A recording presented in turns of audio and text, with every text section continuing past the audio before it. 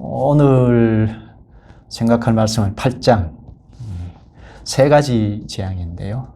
지금 우리가 보고 있는 것은 창세기 12장으로 거슬러 올라가서 종종 얘기하는데요.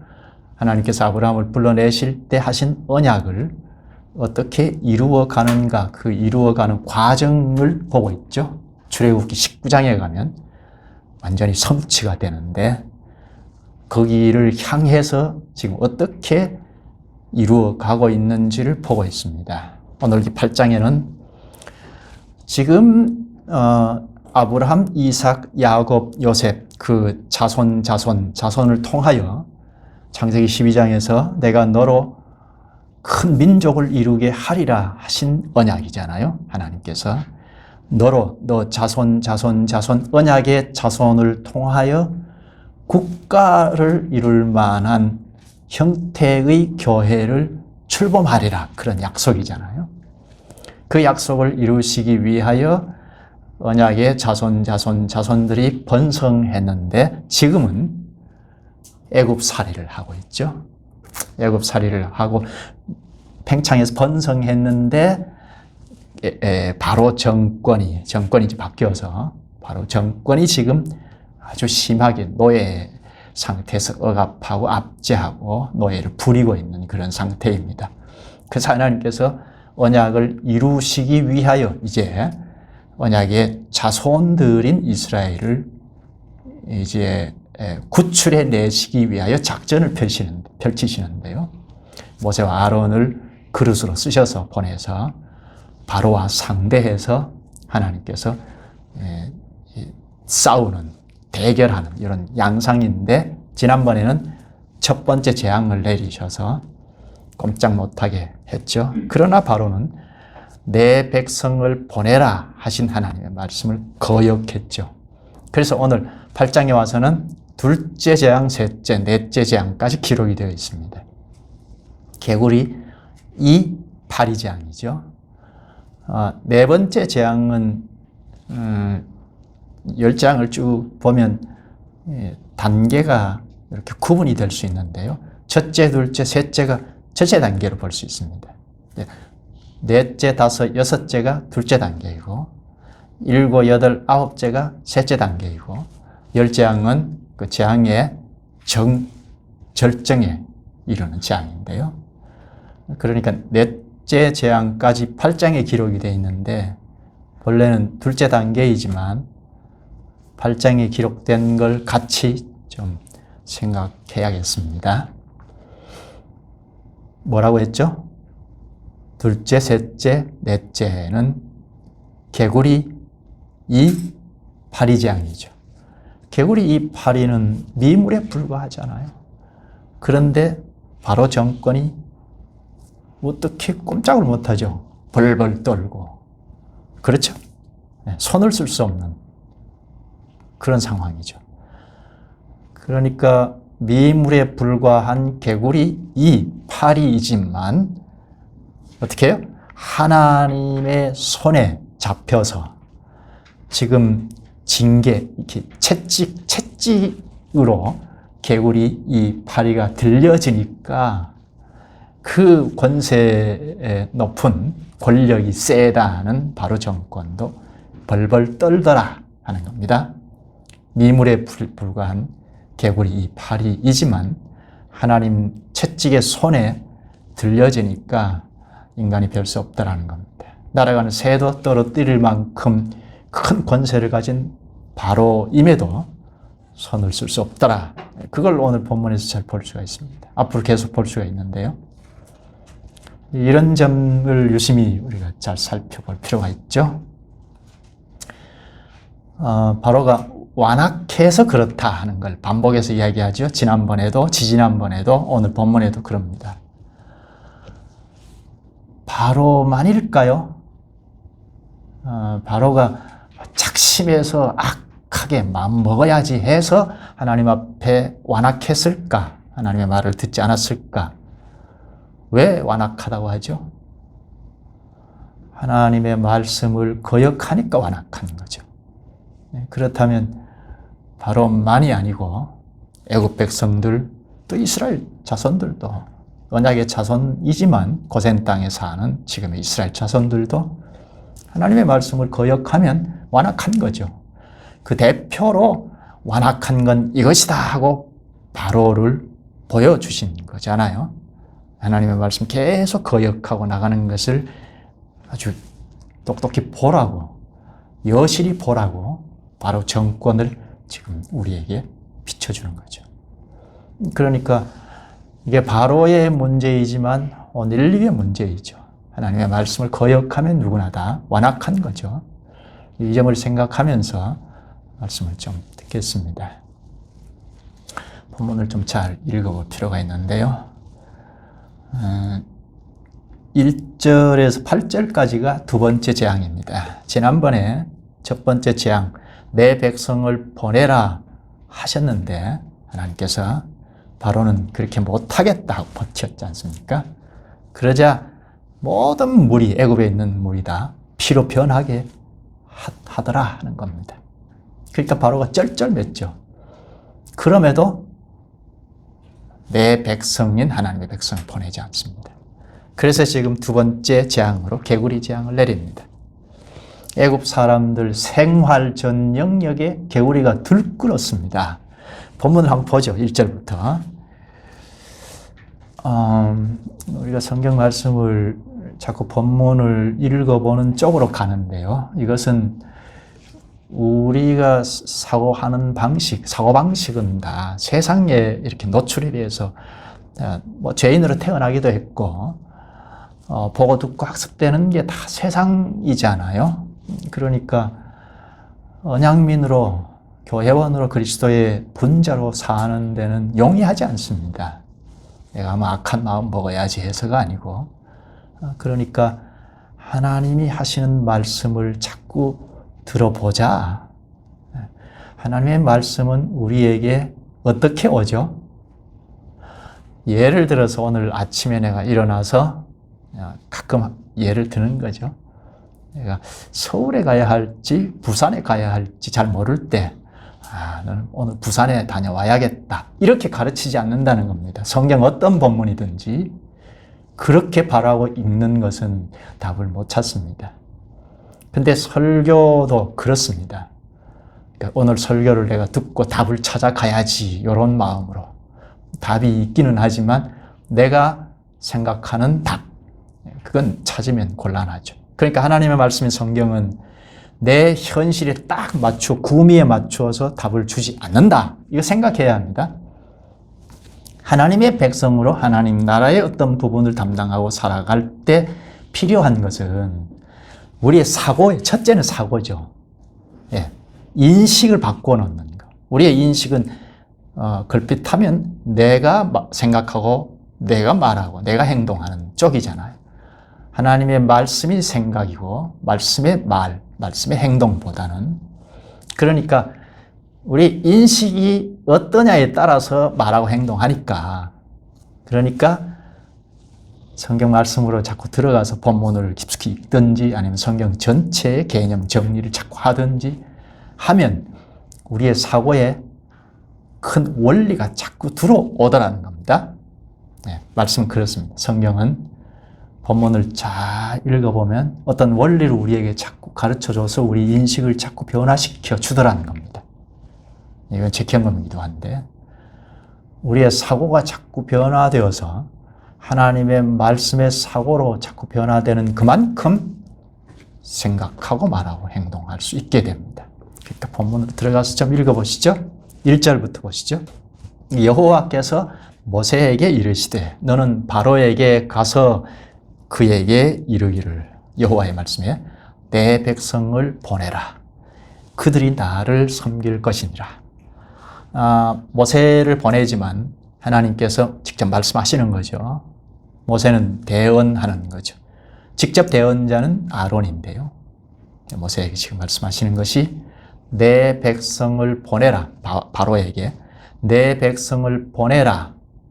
그들이 나를 섬길 거다. 그거죠. 바로 너의 백성 아니다. 이죠. 이스라엘 자손들은 하나님의 백성이다.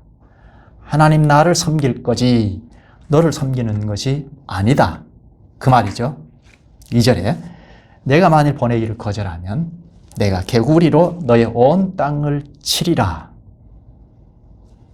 개구리로 온 애굽 땅을 치겠다. 바로에게 전한 말은 설명이 필요 없고, 그렇죠? 간단하고 무서운 겁니다.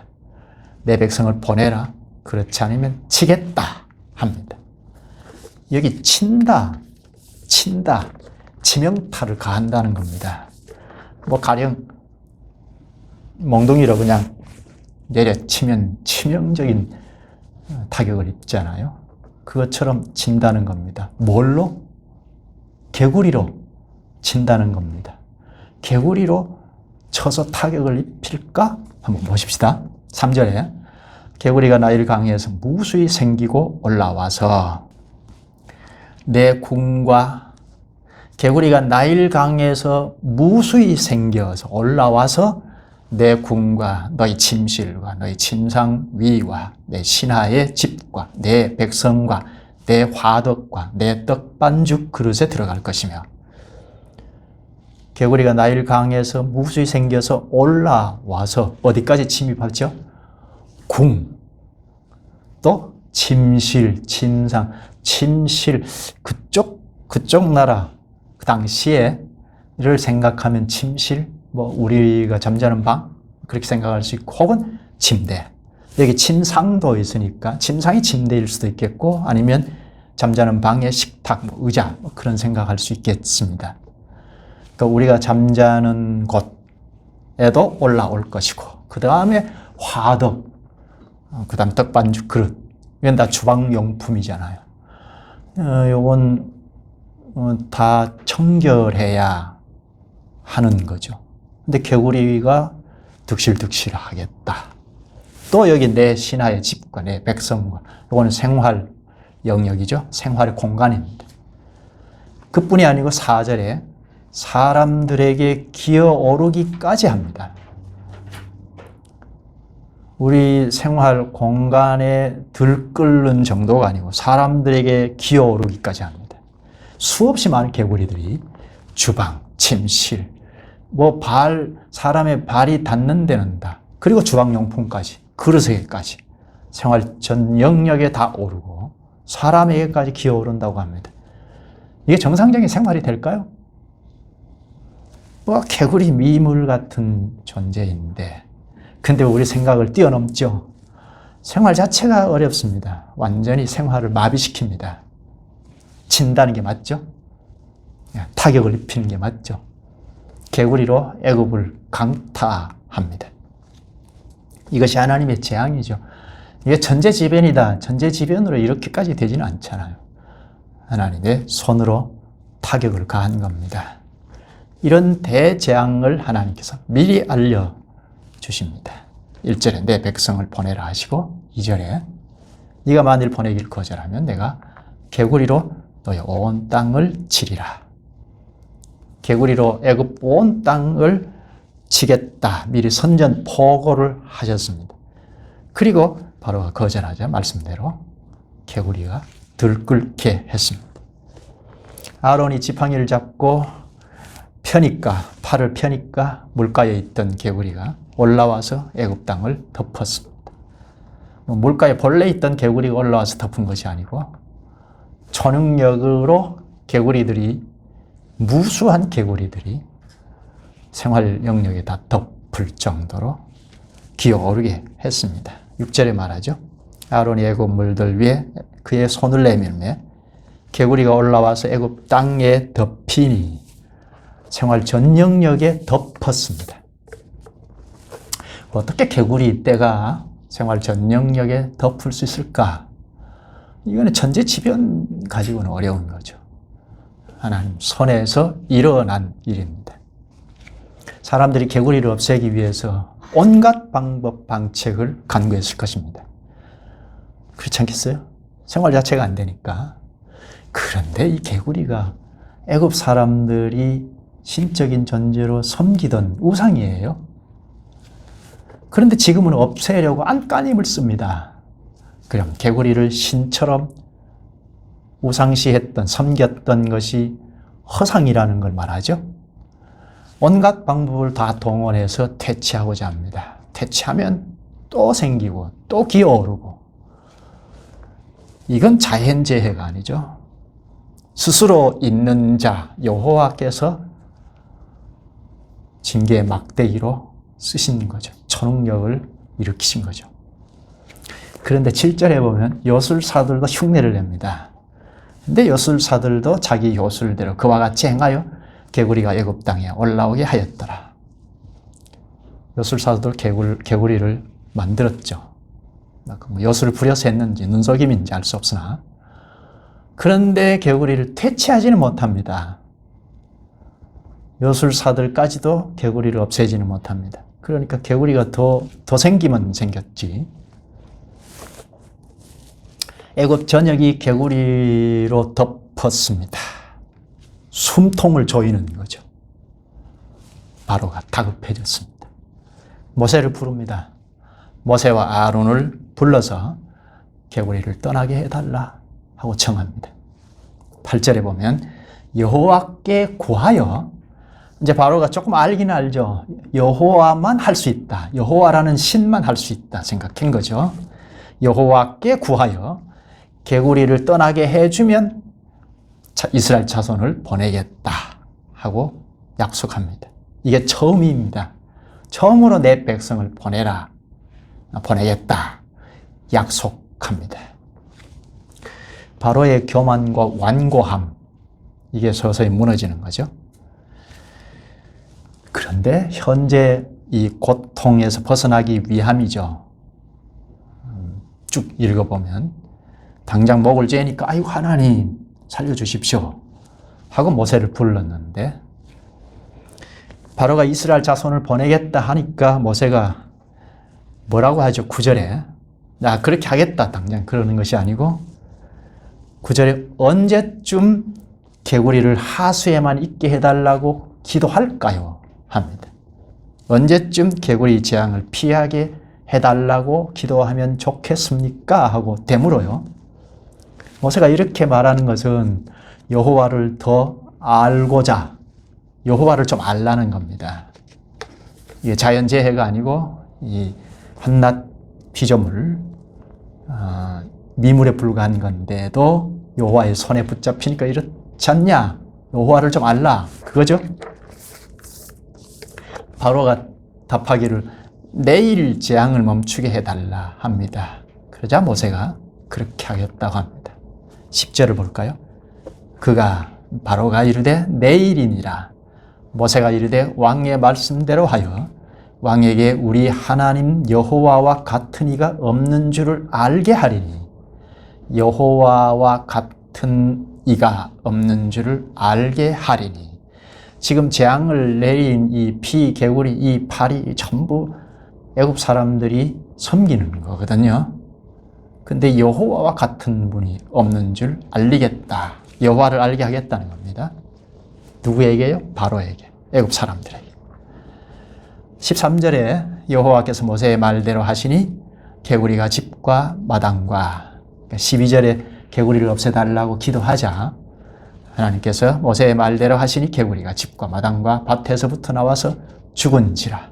개구리들이 다 기어 나와서 죽었습니다. 퇴치하려고 백방으로 노력했는데도 점점 생기고 생활권을 마비시켰는데 저절로 하나님 손에 의해서 없어집니다. 이제 바로는 숨통이 트이죠. 숨통이 트이니까 어떻게 합니까? 이스라엘 자손을 보내겠다 했던 약속도 다 덮어버리고 돌변합니다. 15절을 볼까요? 그러나 바로가 숨을 쉴 수 있게 됨을 보았을 때에 그의 마음을 완강하게 하여 그들의 말을 듣지 아니하였으니 여호와께서 말씀하신 것과 같더라. 여호와께서 이미 말씀하신 것과 같았습니다. 완고하여 돌변한 겁니다. 숨도 제대로 쉴 수 없을 때는 아이고 죽겠습니다 하고 도움을 청했는데, 숨통이 트이자 언제 그랬냐, 내가 언제 그랬어 하고 돌변하고 고집을 꺾지 않습니다. 애굽이 보통 큰 나라가 아닌데 그 애굽 전역에 개구리로 몸살을 앓게 됐잖아요. 그게 하나님의 재앙이라는 걸 충분히 알만한데, 그래서 하나님을 두려워하고 굴복할 만한데 고집을 꺾지 않습니다. 못 보내겠다 하고 버팁니다. 이런 완고함이 결국 수치를 당하고 패망할 겁니다. 이제 앞으로 보겠습니다. 바로의 완고함은 또 다른 재앙을 불러드립니다. 세 번째 재앙이죠. 16절에서 19절까지 세 번째 재앙인데 이 재앙이죠. 이 재앙은 사전 경고 없이 바로 내립니다. 세 번째 재앙. 첫 번째 재앙, 두 번째 재앙, 세 번째 재앙까지가 한 세트라고 볼 수 있는데요. 네 번째, 다섯 번째, 여섯 번째 가서 역시 경고 없이 바로 재앙을 내리고, 일곱, 여덟, 아홉 번째 가서 또 경고 없이 바로 재앙을 내립니다. 16절을 볼까요? 여호와께서 모세에게 이르시되 아론에게 명령하기를 내 지팡이를 들어 땅에 티끌을 치라 하라. 그것이 애굽 온 땅에서 이가 되리라. 땅에 티끌을 치라. 지팡이로 티끌을 치면 그 티끌이 온 땅에 이로 변하겠다는 겁니다. 여기 이가 우리가 생각한 우리나라에 이가 많았잖아. 요즘 없는데 제가 어릴 때는 이가 참 많았거든요. 그런 이일까? 그래서 조금 찾아보기도 했는데요. 그러니까 이렇게 분분해요. 모기라는 사람도 있어요. 물론 모기, 우리나라의 모기하고는 좀 다르겠지만 악한 모기라고 하는 사람도 있어요. 그러나 모기, 여기 티끌이 이가 된다는 것, 17절에는 사람과 가축에게 오른다는 것, 이걸 생각하면 모기, 이 범주에서 크게 벗어나겠나 하는 생각이 듭니다. 그런 해충 종류, 그렇게 생각할 수 있겠습니다. 17절 끝에 보면 애굽 온 땅의 티끌이 다 이가 되어 사람과 가축에게 오르니, 이 재앙의 특징이 사람과 가축에게 올라 해를 끼친다 입니다. 이나 모기도 그렇죠. 해롭게 하잖아요. 미물에 불과한데 그러면 잡을 수 있잖아요. 우리 모기가 여름에 많이 있지만 모기장을 치기도 하고 잡기도 하고 모기 향도 뿌리고 그러잖아요. 퇴치할 수 있잖아요. 근데 퇴치하면 또 생기고 또 생기고, 이게 우리가 생활하는데 더불어 사는 정도가 아니고 생활권을 완전히 마비시킬 만큼 해를 끼친다는 겁니다. 사람에게, 가축에 기어 올라서.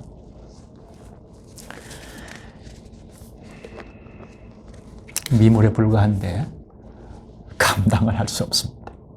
왜죠? 하나님의 손에 잡혀서 재앙으로 쓰이기 때문에 그렇다 합니다. 보면 18절을 보면 요술사들이 흉내를 내는데 흉내낼 수 없다고 합니다. 그러니까 지금부터는 요술사들도 흉내를 낼 수 없습니다. 따라하지 못합니다. 요 전까지는 따라할 수 있었는데요. 이제부터는 따라할 수 없습니다.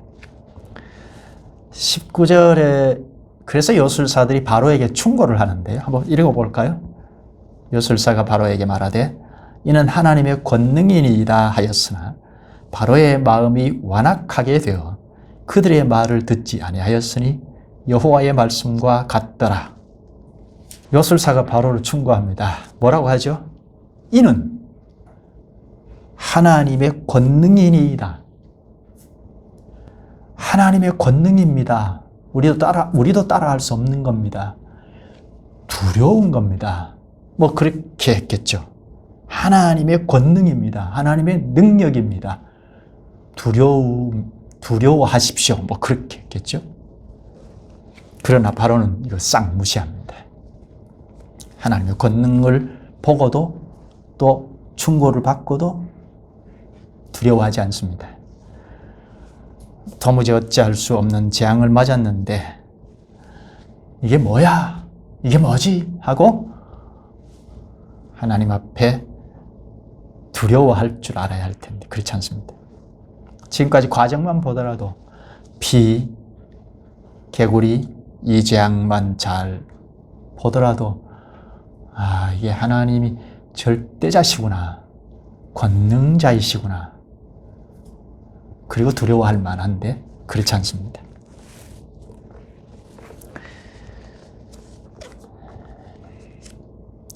바로가 굴복하지 않자 또 다음 재앙을 내리죠. 네 번째인데 파리 재앙입니다. 20절부터인데요. 20절 한번 볼까요? 여호와께서 모세에게 이르시되 아침에 일찍 일어나 바로 앞에 서라. 그가 물 있는 곳으로 나오리니 그에게 이르기를 여호와께서 이와 같이 말씀하시기를 내 백성을 보내라. 그러면 그들이 나를 섬길 것이니라. 단계가 그 다음 단계일 때 항상 바로가 아침에 나일 강가에 나왔을 때 경고를 합니다. 첫째 재앙에도 그랬거든요. 넷째 재앙에도 똑같이 그러죠. 그 다음에 다섯에서 일곱째 재앙 때도 바로가 아침에 나일 강가에 나왔을 때 경고부터 합니다. 여기도 아침에 나일 강가에 나온 바로에게 경고를 합니다. 내 백성을 보내라. 그렇지 않으면 재앙을 내린다. 경고한 다음에 재앙을 내립니다. 21절이죠. 네가 만일 내 백성을 보내지 아니하면 내가 너와 내 신하와 내 백성과 내 집들의 파리떼를 보내리니 애굽 사람의 집집의 파리떼가 가득할 것이며 그들이 사는 땅에도 그러하리라. 집집마다 파리떼가 가득할 거라 하죠. 파리떼가 애굽 가정에 다 덮쳤습니다. 조금 상상을 해보면 우리 농촌에 가면 지금도 파리떼가 많이 있거든요. 근데 가정에 그냥 들끓었다고 생각하면 기본 생활 잘 안 될 겁니다. 그런데 이상한 것은 고센 땅에는 예외입니다. 고센 땅에는 이 파리 재앙이 없었어요. 지리적으로 보면 재앙을 제일 빨리 받을 만한 지역이 고센 땅입니다. 이 지역은 나일강 삼각주에 위치해 있거든요. 그런데 하나님의 손길로 고센 땅에는 이렇게 막아주셨거든요. 신비한데요. 그럴 이유가 있습니다. 22절에 보면 고센 땅을 구별하겠다. 내가 여호와인 줄을 알게 될 거다 합니다.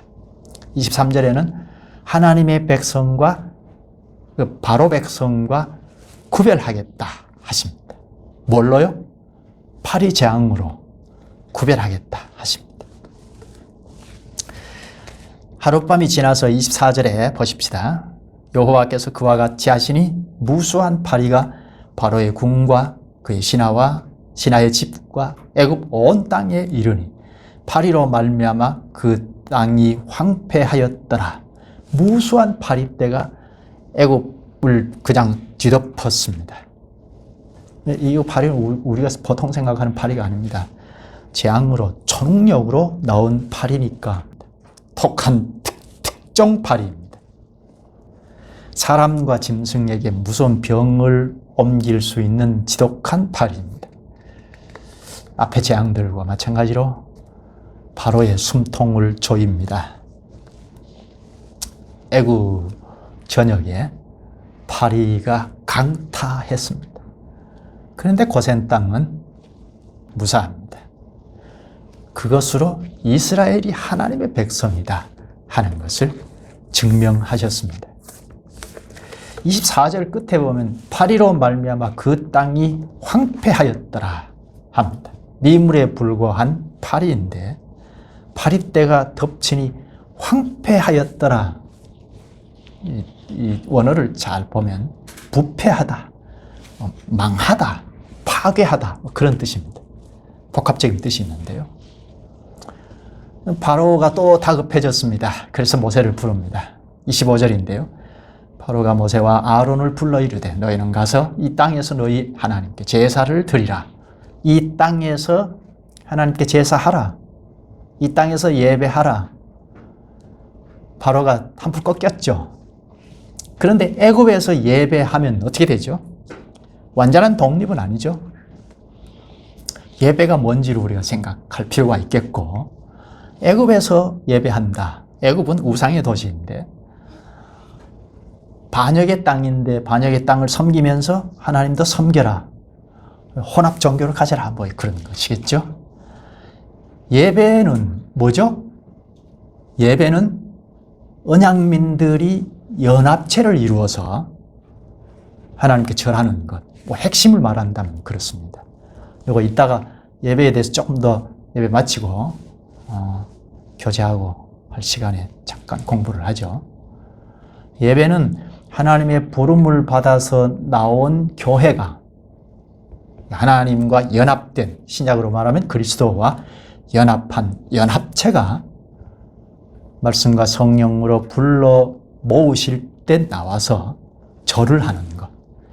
그러니까 개인 개별적으로 절하는 것이 아니고 연합한 공동체가 유기적으로 연합한 이 의식을 가져야 하죠. 교회에 대해서 잘 배우면 예배와 붙어 있는 교회를 잘 이해하면 예배도 잘 할 수가 있는데요. 우리가 이미 다 알고 있는 것이기도 하고 또 좀 더 복습할 필요가 있겠습니다. 그러니까 이 애굽적인 세상에서 세상을 섬기면서 하나님도 예배하라, 하나님도 섬겨라, 뭐 그런 건데요.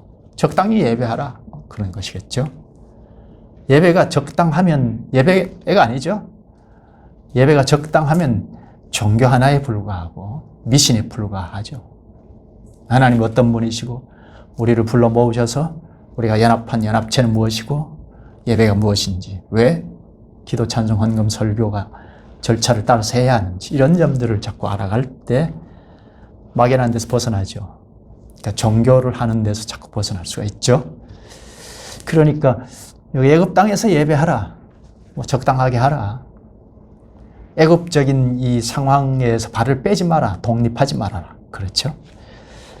모세는 그렇게 못하겠습니다 하죠. 거절합니다. 26절에 모세가 이르되 그리하면 부당하니이다. 우리가 우리 하나님 여호와께 제사를 드리는 것은 애굽 사람이 싫어하는 바인즉, 우리가 만일 애굽 사람이 목전에서 제사를 드리면 그들이 그것을 미워하여 우리를 돌로 치지 아니하리까. 여호와께 제사하는 것, 그 당시로 돌아가서 하나님께 제사하는 것은 애굽 사람이 싫어하는 바인즉 하는데요. 언약민들이 당시에 제사, 예배할 때 어떻게 합니까? 예배 방식이 동물을 희생 제물로 삼아서 예배하죠. 양이 될 수도 있고, 그 목축업하는 이스라엘 자손들이 양이 될 수 있고 소가 될 수도 있고, 그런 제물로 그런 희생, 그러니까 그런 동물로 희생 제사를 드리는 거죠. 근데 애굽 사람들이 동물을 신격화했거든요. 특히 황소 같은 걸 신으로 섬겼다는 말입니다. 근데 동물을 잡아서 희생 제사를 드리면서 예배하면 싫어하죠. 마땅히 싫어하죠. 그래서 애굽 사람이 싫어하는 바인즉 합니다. 26절 끝에 보면 미워하여 우리를 돌로 칠 거라 합니다. 이건 모세가 잘 포착해서 거부를 하는 거죠. 뭐 적당히 얼버무리를 예배하면 모르겠습니다. 애굽 사람들의 눈치를 봐가면서 적당하게 하면 모르겠습니다. 그건 옳지 않습니다. 못합니다. 합니다. 그래서 27절에 우리가 사흘길쯤 광야길로 들어가서 예배하겠다 합니다. 사흘길이면 시내산까지 직선거리가 사흘길이라고 했죠. 그러니까 하나님께서 가르쳐 주신 말씀을 따라서 시내산에 가서 하나님의 부름을 받아서 연합해서 예배하겠다 하는 거죠. 교회 예배는, 공식적인 예배는 그냥 사사로운 예배가 아니고 하나님이 불러 모으실 때 연합해서 절을 하는 거란 말입니다. 그러니까 당시에 이스라엘 자손들은 애굽에서 완전히 해방을 받아서 시내산 아래에 와서 예배하라, 섬겨라 했으니까 모세가 그것을 생각하는 거죠. 이제 바로가 다시 타협반을 제시합니다. 28절에 너무 멀리 가지는 마라. 나를 위하여 기도하라. 조금 한 발 뒤로 물러섰죠. 너무 멀리 가지 마라. 왜죠? 일꾼을 잃어버릴까 봐 하는 것 하나 있고, 그리고 완전한 해방을 원치 않은 겁니다. 이스라엘 자손이 하나님 말씀에 의하면 내 백성이라고 했으니까 하나님의 백성이잖아요. 하나님의 백성이 해방이 되면, 하나님의 백성이 완전한 독립을 하면 하나님 나라가 서잖아요. 하나님 나라가 서면 배후에 마귀가 설 자리가 없어지죠. 그러니까 이거는 배후에 마귀가 적극적인 방해를 하는 겁니다. 너무 멀리 가지 마라. 너무 깊이 빠지지 마라. 뭐 그것이겠죠? 오늘날에도 이런 방식으로 늘 마귀는 뒤에서 끌어당깁니다. 아니, 너무 멀리 가지 마라. 너무 깊이 빠지지 마라. 적당하게 해라. 말씀에 깊이 들어가지 마라. 이게 매우 중요한 방해이죠. 말씀을 적당하게 하면 하나님 앞에 적당하게 하고, 그래서 우상화, 종교화 되고, 그러면 타락하죠. 그러니까 적당하게 하라. 하나님의 말씀 대충 듣고 하라. 대충 들으면 말귀를 못 알아먹잖아요. 이것이다 하는데 대충 들으면 자기 방식대로 듣고 말씀을 써먹기는 하겠지만, 여기는 시내 산에 가서 예배하라고 했으니까 뭐 꼭 거기까지 가야 하나? 적당하게 예배할 수 있지 않느냐? 뭐 그것이죠. 둘째는 바로 너희는 나를 위하여 간구하라 합니다. 이건 재앙을 모면하기 위하여 술책으로 기도하라 합니다. 그러니까 기도하면 다 되는 것이 아니죠. 나를 위하여 기도해달라. 왜? 내가 좀 잘 살아야 하지 않겠느냐? 결국 모세가 기도하여 파리떼가 떠나게 됐습니다. 파리떼가 떠나자 바로는 또다시 돌아섭니다. 보내지 않겠다 합니다. 숨통을 조이면 순종하겠다고 했다가 형편이 풀리면 너 언제 그랬어? 그렇습니다. 숨통을 조이면 굴복하는 것 같다가 좀 형편이 풀리면 보내지 않겠다 합니다. 이게 완악한 거라고 했죠. 이게 우리 인간에게 다 있습니다. 오늘 말씀을 맺을까요? 오늘 미물에 불과한 개구리 이 파리, 이 미물에도 쩔쩔매는 바로 정권을 볼 수가 있습니다. 미물에 불과한 개구리 이 파리이지만 하나님 손에 징계의 막대기로 쓰여지니까 인간이 별 수 없더라는 겁니다. 날아가는 새도 떨어뜨릴 만큼 대단한 권력을 가진 바로 정권도 쩔쩔매더라 하는 겁니다. 그러면 손 들고 나올 수 있잖아요. 그런데도 좀 살만하면 굴복하지 않습니다. 이게 세상이에요. 세상 인간들이에요. 반면에 이제 그 상황을 바꿔서 이스라엘 자손들 입장에서 생각하면 하나님의 능력으로 애굽 바로 정권은 다 쩔쩔매는 상황에 처했지만 이스라엘 자손은 하나님의 능력의 은혜를 입죠. 보호를 받습니다. 결국은 열재앙을 쏟아낼 때 바로는 손들고 장자까지 다 죽으니까 손들고 나왔지만 이스라엘 자손들은 해방을 받죠. 그래서 하나님의 백성이다 하는 증명이 되는데요. 이게 뭔가요? 이스라엘 자손의 구출, 구원은 뭔가요? 하나님께서 오래전에 언약하신 바를 계속해서 갱신하면서 언약하신 바를 이루어 나가시는, 일하시는, 언약을 이루어 나가시는 거기에 이스라엘을 딱 접촉시킨 이게 구원입니다. 그렇죠? 하나님께서 일하시는 거기에 하나님이 불러들인 이게 구원입니다.